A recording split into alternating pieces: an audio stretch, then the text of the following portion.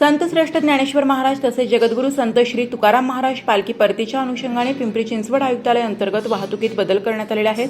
दिनांक 20 रोजी आळंदीकडे दुपारी 2 ते रात्री 8 वाजेपर्यंतच्या दरम्यान सर्व वाहनांसाठी वाहतूक बंद करण्यात येणार आहे। संत तुकाराम महाराज यांची पालखी शनिवारी 19 जुलै रोजी पिंपरी येथे मुक्कामी आहे, तर रविवारी 20 जुलै रोजी ती आळंदी येथे पोहोचणार आहे। सोमवारी 21 जुलै रोजी ही पालखी देहुगाव येथे दाखल होईल। दुसरीकडे संत ज्ञानेश्वर महाराज यांची पालखी रविवारी 20 जुलै रोजी आळंदीत येणार आहे।